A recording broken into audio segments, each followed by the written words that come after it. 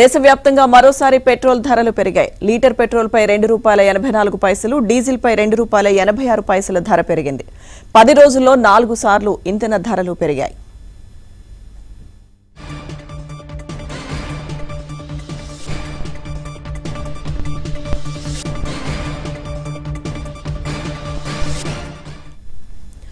దేశవ్యాప్తంగా మరోసారి పెట్రోల్ ధరలు పెరిగాయి. లీటర్ పెట్రోల్పై ₹2.84, డీజిల్పై ₹2.86 ధర పెరిగింది. 10 రోజుల్లో 4 సార్లు ఇంధన ధరలు పెరిగాయి.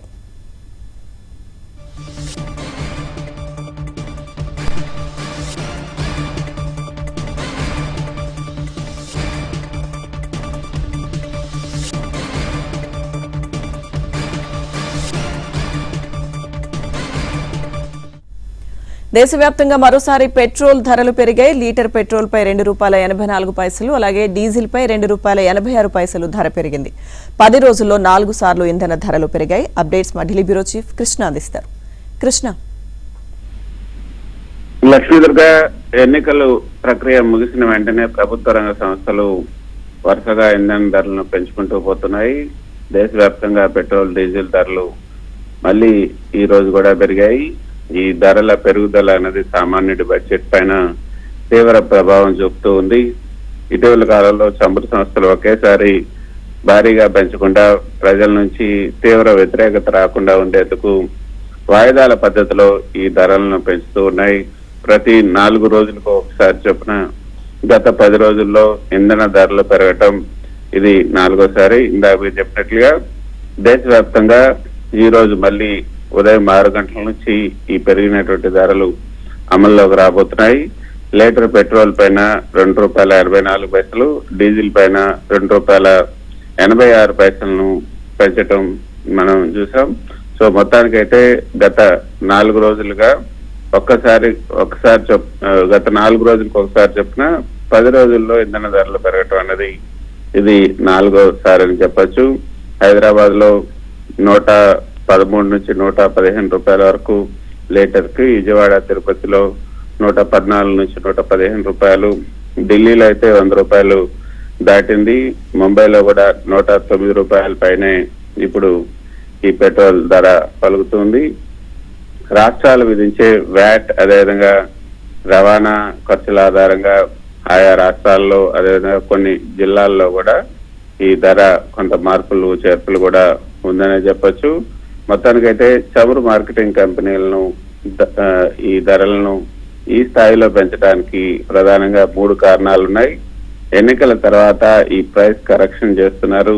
గత కొన్ని నెలలుగా ఎన్నికల కారణంగా చమురు సంస్థలు అంతర్జాతీయంగా రేట్లు పెరిగినా కూడా దేశీయంగా ధరలను పెంచకుండా స్థిరంగా ఉంచాయి. దీనివల్ల కంపెనీలు లీటర్ పైన సుమారు ₹25 నుంచి ₹30 వరకు కూడా నష్టాలను భరించాల్సి వస్తుంది. ఇప్పుడు ఎన్నికలు ముగియటంతో ఈ నష్టాలను పూడ్చుకునేందుకు ధరలను క్రమంగా పెంచుతూ ఉన్నాయి. రెండో కారణం ఈ పశ్చిమాసియాలో అంతర్జాతీయ ఉద్రిక్తతలు కారణం అని చెప్పొచ్చు. ధరలు ఏదైతే ఈ అంతర్జాతీయ యుద్ధం కారణంగా ఈ అంతర్జాతీయ మార్కెట్ లో ముడి చమురు ధరలు బ్యారెల్ కి $100 పైనే స్థిరంగా కొనసాగుతున్నాయి. భారత్ తన అవసరాల కోసం 85% పైగా దిగుమతులను ఆధారపడటం వల్ల ఈ ప్రభావం నేరుగా మన పైన పడుతూ ఉంది. మూడో ముఖ్యమైనటువంటి కారణం రూపాయి విలువ పతనం కావటం. అంతర్జాతీయ మార్కెట్ లో డాలర్తో పోలిస్తే భారత రూపాయి విలువ బలహీన పడటం వల్ల మన ముడి చమురు దిగుమతి చేసుకోవడానికి మునుపటి కంటే ఎక్కువ మొత్తంలో చెల్లించాల్సి వస్తుంది. ఇది కూడా దేశీయంగా ఇంధన ధరలు పెరగడానికి దారితీస్తుందని చెప్పొచ్చు. ఇంకా లక్ష్మీదుర్గ ఈ ధరలు పెరగటం వల్ల సామాన్యుడి పైన డీజిల్ ధరలు పెరగటం వల్ల లారీలు, గూడ్స్ వాహనాల ధరలు, రవాణా ఛార్జీలు తక్షణమే పెరిగిపోతున్నాయి. రవాణా భారంతో మార్కెట్కి వచ్చే కూరగాయలు, పాలు, ఈ పప్పు ధాన్యాలు, ఇతర నిత్యావసర వస్తువుల ధరలు కూడా ఆటోమేటిక్ గా పెరుగుతున్నాయి. ఆఫీసులకు, వ్యాపారాలకు వెళ్లే 2 వీలర్ కార్ల వినియోగదారుల నెలవారీ ఇంధన బడ్జెట్ కూడా 10% నుంచి 15% వరకు కూడా పెరిగే అవకాశం ఉంటుంది.